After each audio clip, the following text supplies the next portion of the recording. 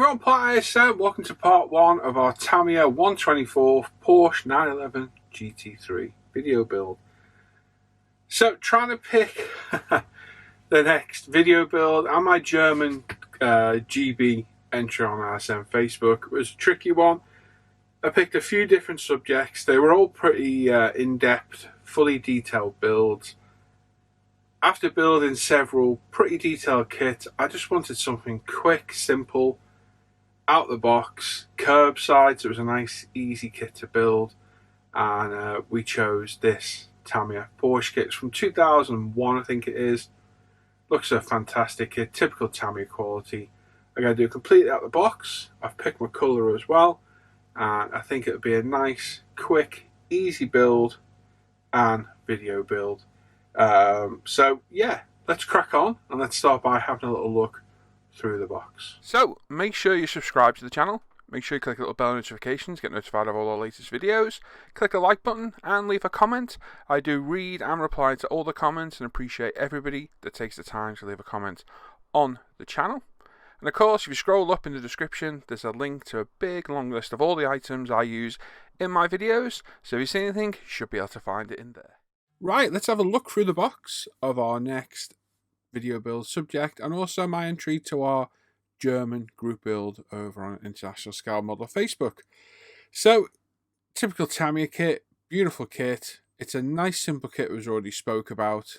We're going to build this completely out of the box and hopefully be a nice, quick, simple build.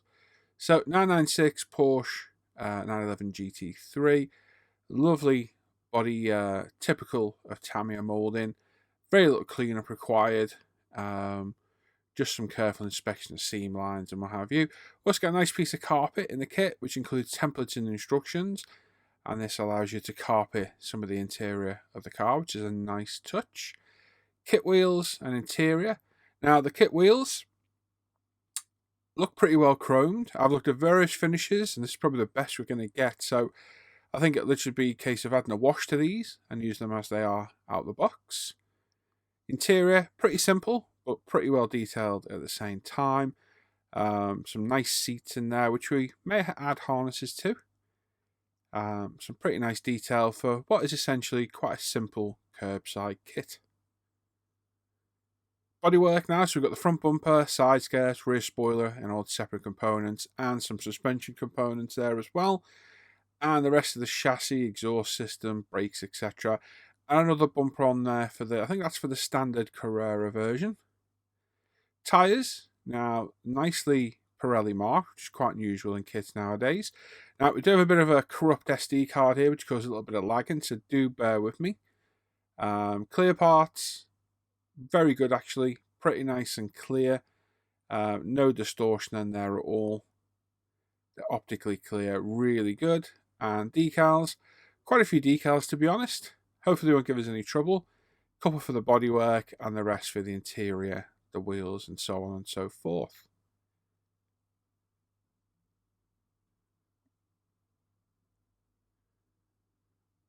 Our instructions, nice and clear and concise.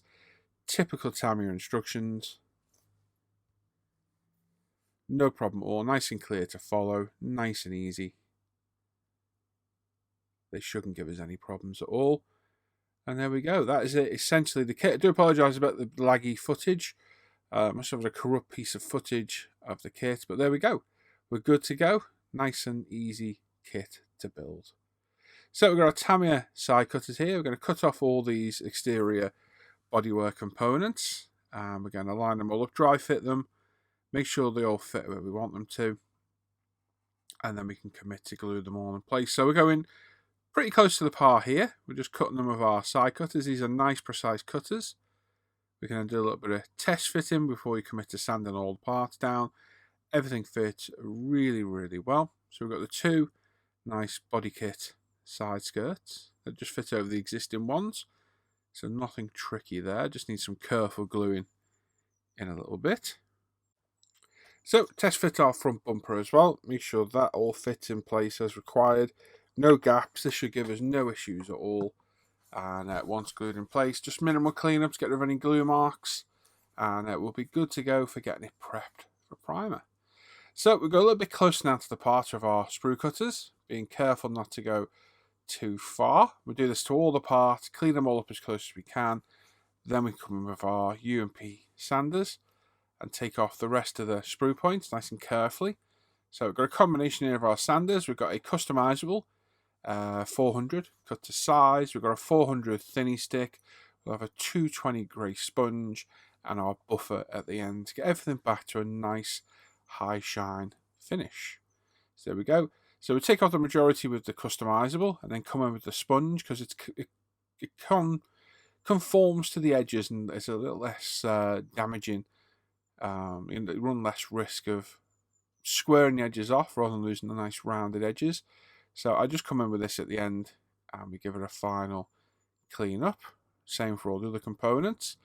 And then once we're happy, come with our buffer. We've got one of the thinny buffers here. Clean up the bodywork and get it back to the original kind of finish it was to begin with. So use the blue side first, just lightly buffing away, and then come back with the high side, high shine white polish side.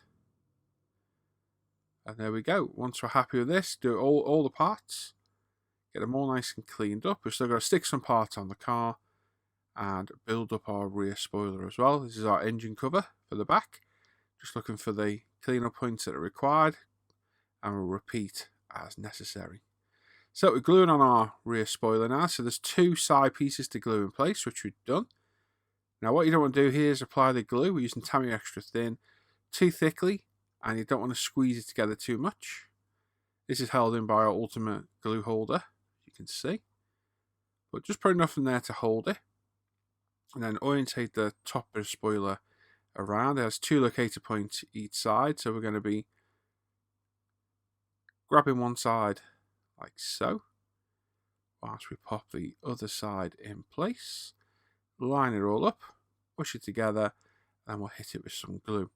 So let the capillary reaction hold the piece quite, not firmly, but enough to hold it together, and then apply the glue and just hold it, don't press, just hold it. This has a visible seam on the real car, so we don't want to get any molten plastic squeezing out anywhere and ruining the seam line.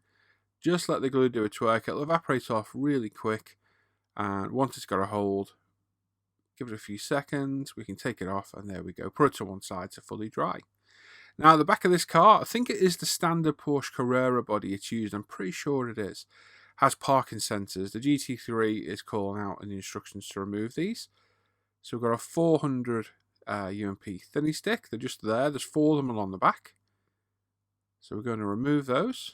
So we'll do most of the work with the thinny stick, and then come with a sponge at the end, and then our buffer polisher to get it all cleaned up properly. So just take your time. Don't go too far. You don't want to be changing the profile of the bumper. Obviously, we do need to get rid of these raised surface details that aren't required anymore. Like I say, once the thinny stick has done its job, we'll come with the 220 sponge again. As I say, it conforms around the corners, so it's a little less intrusive. And we'll just make sure we've got rid of all that bumper detail. And then we can move on to our seams. So there's a seam, as always, that runs front to rear. What time is it? Oh yeah, it's 1 o'clock. There's a seam that runs front to rear on all these kits. Tamiya are pretty good at hiding them, so they're hidden in the gutters or the window lines. But there's always visible seams, so inspect it, have a look where they are, and then go to work with your favourite sander, which for me on these is a 220 thinny sponge. Take your time, and once you've got it all cleaned up, we buffer up with our buffer, but when we come in and we scuff it all up. Now, my weapon of choice is this sander. Whether they're ever going to stock these, I don't know, but this is an ultimate sander that was in the pipeline for being produced. It's kind of in limbo at the minute. I got a very small selection of it, and it's fantastic for scuffing these bodies. So if we don't do this, I will find a good cheap alternative to use and let you know in due course. But what I do is I scuff all the bodywork up. It's not very abrasive at all. It's basically 220 grit. It's well used, so it's nice and gentle. You could use a well-worn 220 U&P sponge sander if required. But we're just scuffing it up because we will get rid of all the shine, all the glue marks, any contaminants or anything on there that we don't want, and it gives us a nice key for our primer as well. So once we're happy with that, we grab our toothbrush. It's a Mickey Mouse Stages 2 to 4 from Oral-B. It's an old toothbrush of my son's from many, many moons ago.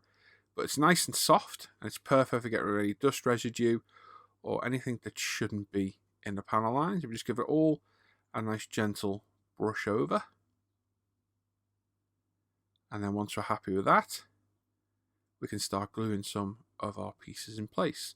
So again, same as the spoiler, we're going to offer the part up, make sure it's all lined up, hold it, not too firmly, but firm enough to hold it in place.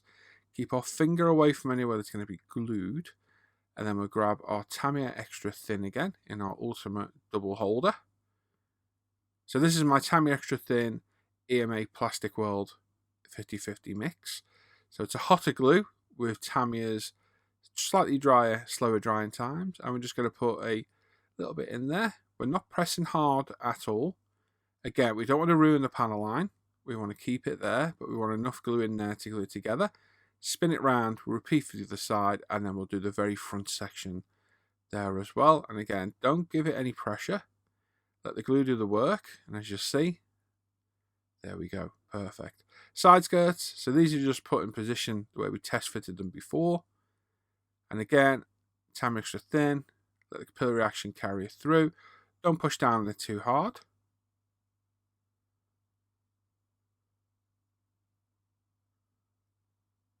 And there we go. We can go carry on, repeat for the other side.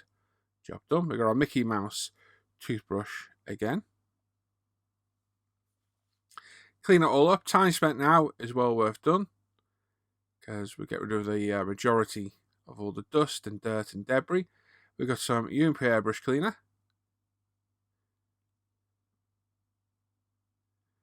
on a bit of kitchen towel. And we're just going to decontaminate the whole surface by wiping it all over. This will remove any residue, fingerprints, oils, anything that's on that bodywork that may cause us issues with our primer. And I do this on every kit, and I never have an issue priming them at all. So just wipe it over with a moistened kitchen roll with UMP cleaner on. And then we can dry it off with another clean piece. And we're all good to go for primer. We're on our Tamiya stand here as well, the paint stand. It's taped in place on the body like we normally do. And we're good to go. So now we've got some UMP white primer, and we're adding a few drops of UMP grey primer in it to give us a very light grey primer. So I think white was a little bit too light for this paint colour, and grey was a little bit too dark. So we just go a little bit thicker. We've got our Ultimate Apex airbrush. We've got a 0.35 needle. We're about 25 psi, and we're going to apply several light coats, probably 2 to 3 on this. So there we go. This is our white UMP grey and white primer. Shake the life out of them before you put them on. Before we commit to putting any paint down, blow over the model with the airbrush. We also use our anti-static brush as well, which we'll show a little bit later on. I didn't show it in this stage, but I'll show it before we get to 2K. Like I say, Ultimate Apex airbrush, 0.35 needle, 24 psi, and we'll start just with a nice light coat to begin with. The more you use the primer or any paint, you'll get used to using it and know how far you can push it. We're doing nice, light, slow passes all the way over. Like I say, we'll put 2 to 3 light coats on, build it up. We know when it's done properly because all the yellow will be gone. We don't want any traces of that yellow showing through at all. And we will do inside as well, around the upper part of the AB pillars and the rear front window, etc. And make sure you get underneath too, in the wheel arches, under those side skirts, under the front and rear bumpers. As you can see, doing all the wheel arches, bottom of the sills, the back, everywhere, because you don't want to pick it up and you can see where paint's missing. Continuity is the key. As you see, just spraying inside, very light coat. Because it's a light coat, it's 25 C in my cave at the minute because it's been very cold lately and my heating's on. Toasty warm in the cave, so it's drying very fast, so I can almost come back straight away and apply a lighter second coat as such.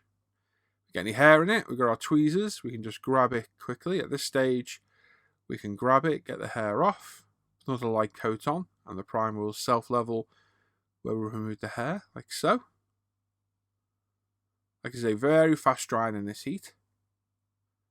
So we can use that to our advantage and get a second coat down a little bit quicker. I'm not going to show the whole priming process because it's very boring. But I just thought I'd show the first, second coat, I guess it is, going down, and then we'll come back at the end and have a look. But pay attention to all these front recesses around the bumper, around the lights, all the wheel arches. Make sure you get all the primer down and make sure it's a nice even coat all the way around. Like you say, you don't want to see any yellow through this. Our goal is to cover it up, but we want to take our time doing it. Don't try and do it in one go. Once you're happy you've got a decent coat down, put it to one side for 5 minutes. And we're on to probably our third coat now. And you see it covering nicely. We've got a nice light grey primer. None of the yellow is showing through on the body. We're also dealing with our wing mirrors and boot spoiler at the same time that we're spraying the body. I just don't show it every time because we don't need to see every little bit. But be aware on the smaller parts, it's very easy to flood, so put a lot less paint down than you think. And a very, very tricky rear spoiler to paint. A lot of different angles, a lot of different gaps. So pay particular attention to this. Very, very easy to flood parts like this. So really, really take your time. And there we go. Put this on side for 5 minutes. Then we're coming with our body again. This is our final coat now. We've got nice coverage. So it doesn't need a huge, heavy coat now. Just ensuring we've got a nice even coat all around. Like I say, you'll get your own technique for spraying this. I've used this for years. I know how far I can push this. And I probably spray a little bit faster than most people. Once you get your technique, stick with it. Because that's a lesson we're about to talk about in a little bit that we spoke about in our last build video. So there we go. Once we're happy, we can let that dry overnight. We come back in. We've got our Gravity Ultraviolet Porsche colour. 30mm paints from Gravity Spain. We've got our Ultimate Apex. 0.35 needle nozzle at 18 psi. And we're going to apply several very light coats to this body using our Sparmax 610 compressor. Very, very good compressor. Like I say, we're going to just apply several light coats. This is the paint we do not want to rush. It's automotive based lacquer paint, so if you're not careful, it can have a detrimental effect to the plastic. So really take your time. And as you can see, I'm paying attention to the wheel arches, the underneath of the car, and we're just going to keep applying light coats like this, and we'll alternate from horizontal to vertical passes. As you can see, I keep the airbrush where it is, and I angle the car, so we get always trying to stay straight to the car while we're spraying, whilst maintaining the spray pattern to get it where we want it. So typically I start at the bottom, work my way up the bodywork, then front to rear, roof, and then the rear section as well. Like I say, don't worry about trying to cover it in one go. We're not going to. We do not want to do this on this paint. This is going to take 4, 5, maybe even 6, 7 coats to do. I use more paint on this 24 scale Porsche than I used on my 16 scale 959, just because of the nature of the paint. It's a lighter colour, it's a bit more opaque, so it takes a little bit more to cover. On the 959 we had a nice metallic colour over a black, so it does cover a lot easier. But it just shows you the amount of paint that you can use. So once we're happy we've got it covered, we'll put it to one side, let it dry for, well, it's not actually drying, it's called flashing off. We're letting the lacquer paint flash off its solvent, and we can come back in and apply our second coat. So again, we're spraying the interior, just giving it several light coats on the side of those wheel arches, the rear of the bumper too, so we get through also all the lights and the vents. And just look for anywhere that doesn't have quite as even a coat. Take your time, trust me, really take your time with the stage. I think my paintwork speaks for itself. Patience is the key. and technique as well. It's not something you're going to pick up overnight. This is from years of spraying. This is my most enjoyable part of this hobby. And I know a lot of people are intimidated, but just take your time. Second coat now. So we're going to show all the coats on this one side of the body. As you can see now, we're going with vertical passes now. We're going up and down. Same light coats. Then we'll go over the top. And then we always do that upper wheel arch section separately, because I always find it misses it on the horizontal passes. And again, we come with another horizontal pass just to get the even coverage on any areas just missed on the previous one. So if you notice the way I spray, I do 2 vertical passes, 2 horizontal passes, and then I'll do 1 of each, just so we get the nice even coverage. So there we go, nice slow horizontal pass, keeping the same distance, same consistency of paint. We're barely pulling back on the trigger, we're just letting it mist on, and you can see the paint depth starting to grow. Now I could probably stop this at 2, 3 coats, 4 coats, but I always like to continue. So I think that is coat, what are we on there? Is that coat number 1, 2, 3? Is this now we're on? This is coat 4. And we're back to the vertical passes. Now the great thing about doing the horizontal and verticals is it gets into the panel lines a little bit more. But just take your time. Don't change the amount of paint you're putting down. Don't change the distance or the speed. Just keep it nice and light. Angle the body to the light so you can see the paint going down.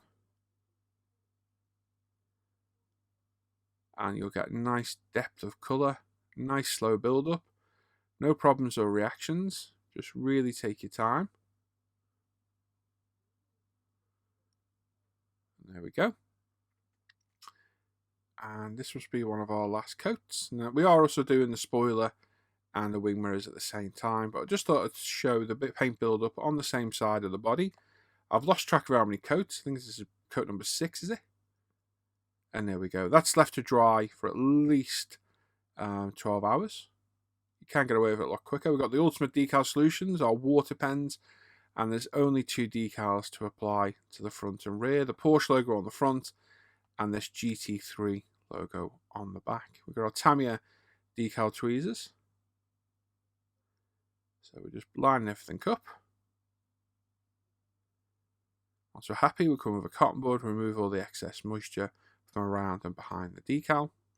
And once we're happy, we come with our ultimate, I think this is the normal, on our water pen. Just apply it, let that set in place, and then we can add our wash. So we've got the Tamiya panel accent colour washes here. These are enamel based. We've got the grey and the black. So I'm loading a little bit of the grey into one of our paint cups from UMP. I didn't want to do it totally black. I didn't want to do it totally grey. So again, we've gone with a dark grey mix. So we add the grey and we add a few drops of black. Mix it together. If we're happy with the colour, use it. If not, add another 1 or 2 drops. Like so. I'm looking for a real nice dark grey colour. And there we go. We can then start to apply that to all the panel lines, all the recessed areas.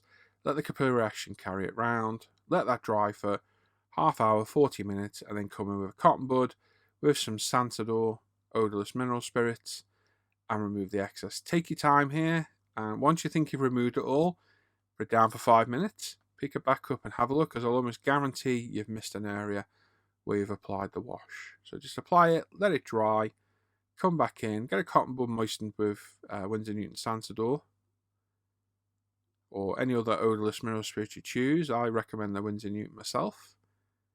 And we can remove all the excess wash. So we've got our Gravity Colours from Spain. 2-coat clear coat. It's just 3 parts gloss, 1 part activator, 1 part thinner.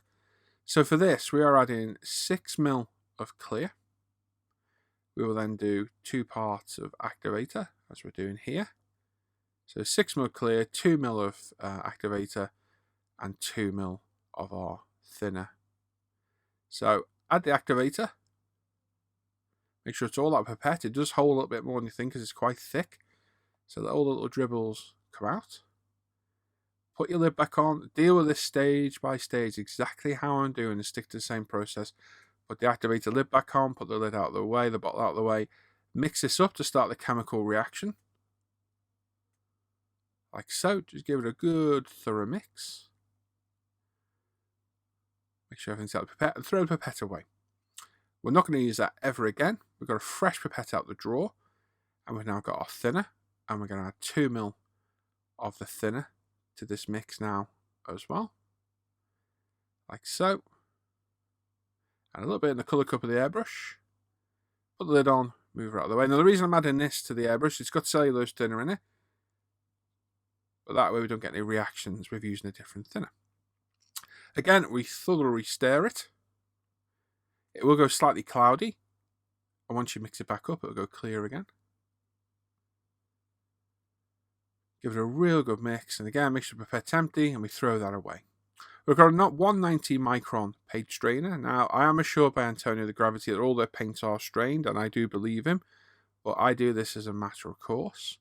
So we just strain it, we pop the strainer in the colour cup again, and let it sit, because it will drop a few more drops of paint if we require it later on. We've got our Tamiya anti-static brush now. We give all the body a nice wipe over. That purple is absolutely stunning. And now we've got our Apex 0.35 needle, 24 psi, beg your pardon, on this. We're just going to dust over the model and then start applying some coats. Now, this is where we need to have a chat. So in the last video, I spoke about me rushing the 2K and it going on a little bit too thick. Watching back on the video of my Supra, when I did the review of the Gravity paints, I was spraying a lot slower, a lot lighter, and from a lot farther away. So I thought, right, a little bit of a test. Let's do it on this car. So this is our tack coat now. So we brought the airbrush further back than we normally are. And we're applying lighter coats and passing a little bit slower as well. Now this stage isn't that important. This is just our tack coat. So I could speed through this if I wanted, but I have slowed down a little bit. So the idea of this is, because we're going slower, we don't need to apply as much paint. So it's not going to go on as thick. And because we're further away, we get a little bit of a wider pattern on the airbrush. Now, does this pay off? Well, you can be the judge of this at the end. But between you and I, oh hell yes it does. So this is just our tack coat. So the idea of this coat is it puts down a tacky layer of paint for the subsequent wetter coats to adhere to. It also puts a layer of paint over the decals, and because it's not too wet, and because this particular 2K doesn't have a huge amount of thinner in there, there's only 2 ml in the 10 ml mix, so it's not a massive amount. It's only 20%, is it? It's a lot safer for decals, but we just want to put a mist coat on. We want to get it's going to look pretty awful, to be honest, as you can see. It's very orange peel, it's patchy. It's just the way it is for these tack coats. But we're just going to get a nice even coat all around. Pay attention to the lower part as well, those wheel arches, in amongst the bumper detail, so on and so forth. Once we're happy with it, if we get any dust in there or hair, now's the time we can grab it. So we grab our tweezers, very carefully grab it, there we go, and just give a light go over again. We just grabbed it, and there we go. Once we're happy with this, it can be put to one side. We'll put our plastic box over the top to protect it from any further dust, and then we'll crack on with doing our wing mirrors and spoilers in exactly the same way, but we're not going to show that because that's boring. So the second coat, we've waited 10 minutes and we're coming in and we're going to go exactly the same, but we're just going to slow it down a little bit more on our passes. So as you can see, we're further back, we're spraying lighter coats, and we're passing slower. So I knew this had worked on my Supra. It's probably one of the best paint finishes I've had out the gun. But things have changed along the way, and for some reason I've sped up the way I've sprayed, and I started putting it down a bit thicker. And that's why we spoke about this in the Lancia video, to slow it down a little bit. Spray lighter coats, slowing it down puts the paint on just as well, and come back a little bit so we get a little bit of a wider pattern so it's overlapping a little bit more. Now everyone's going to have a different way of spraying this. Someone's going to be out there watching thinking that's not right. But you judge for yourself at the end. The paint finish on this is infinitely better than it was on the Lancia. The Lancia had thick paintwork. It needed a lot of sanding. Even when it was sanded, it wasn't perfect. This in a minute is like glass. It's absolutely phenomenal. You will see the difference. I'm going to show you the whole process. So again, light passes, we're a bit further back, thinner coat of paint, go around meticulously, doing all the wheel arches, the lower sills, everywhere, every recess, just making sure it's evenly covered. The last coat is something we're going to have to change a little bit, and I'm going to explain that as we get to it in a minute. And again, as you can see, we're starting to get a bit more of a gloss coat, but we're not trying to get it glossy now. We're just getting the layers of paint down to build them up slowly. That can go back in there for 10 minutes. We'll deal with the wing mirrors and the spoilers in exactly the same way. Now, our final coat of paint. So again, we're going to apply it slower, further away, and with lighter coats.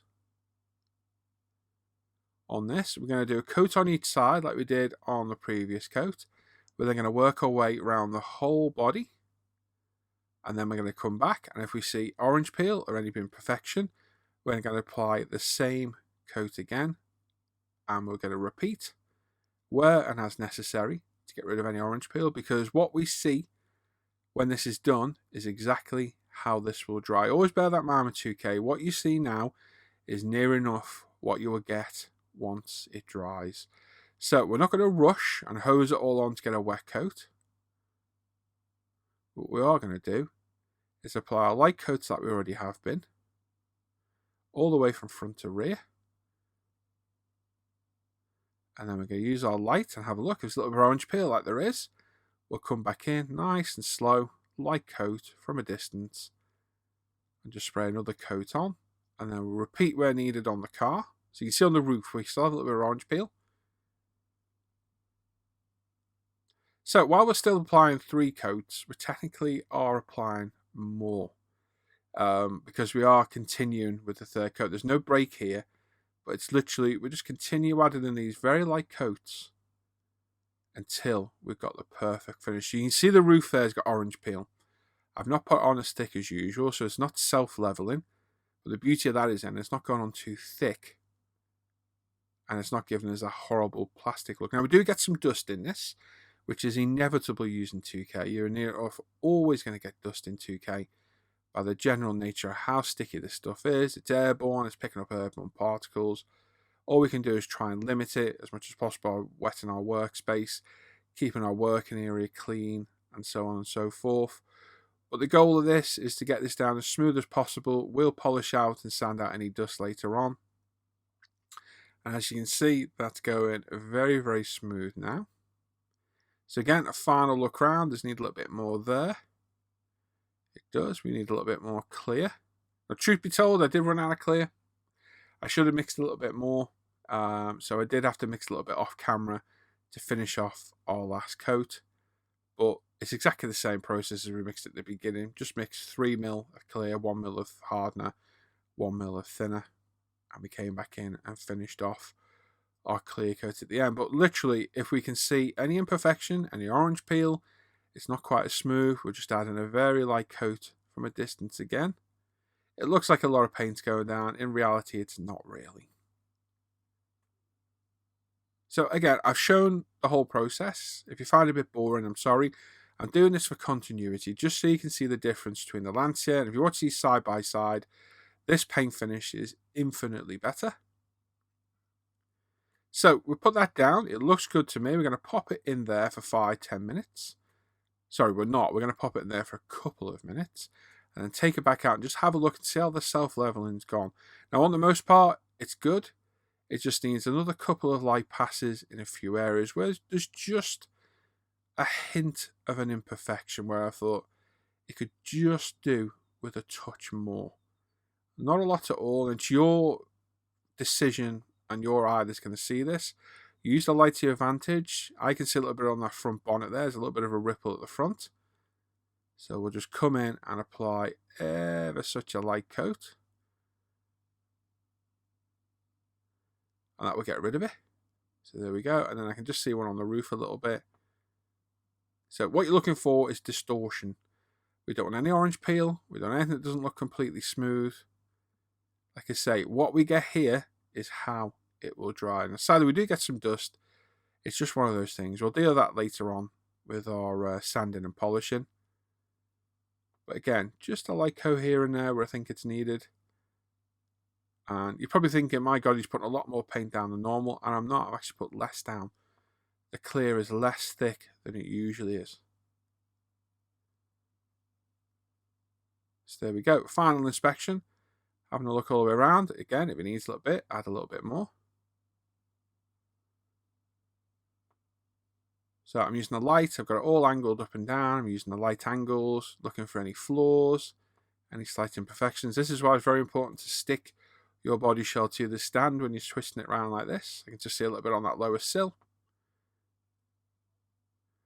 And there we go. We've got a very nice gloss finish there. This is the worst time in the world you want to drop this, so make sure that body is well and truly secured to that stand.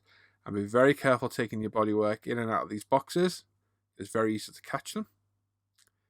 And again, we'll do exactly the same to the smaller parts, just being aware the smaller parts do cover quicker and don't need just as much paint. Like I say, I've shown the whole process. I hope it's not boring. Let's take it as a lesson and take it our time.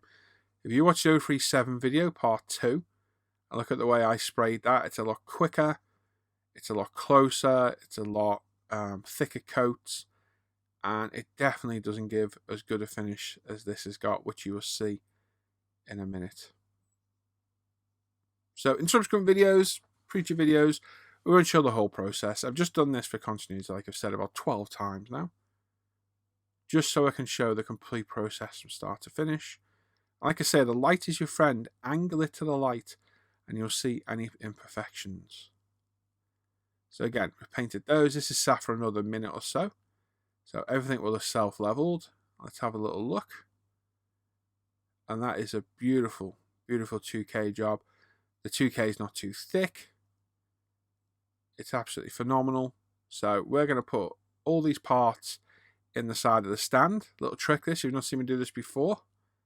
There's little holes in the side where the adjustment prongs go. It fits these parts great and they really do fit in there well.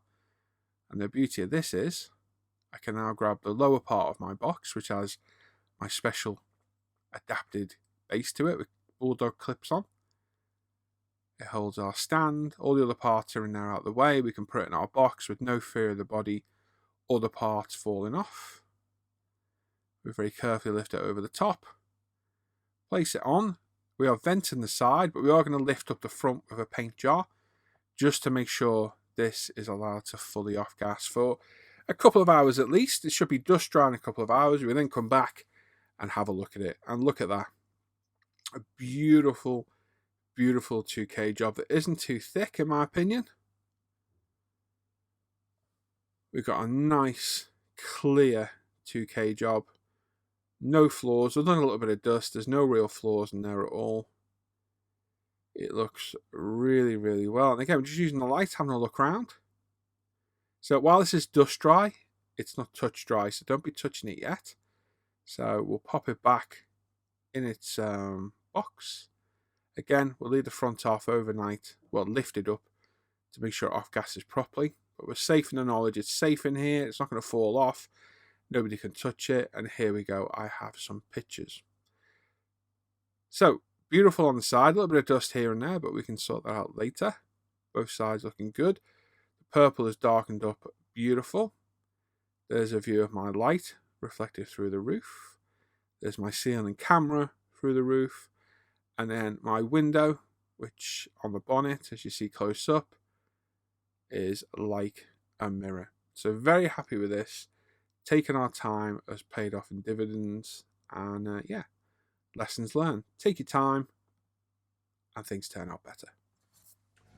Well, I think that turned out pretty well. It shows you slowing things down really makes a difference. The clear coat is much, much better than it has been over the last few builds, especially Atlantia. That was a turning point for me. Way too thick. Rushing the clear coat, put it on too thick, etc., etc. So, yeah, lessons learned. And yeah, we'll continue applying our 2K in that way. So the colour's beautiful. Excellent gravity colour, as usual.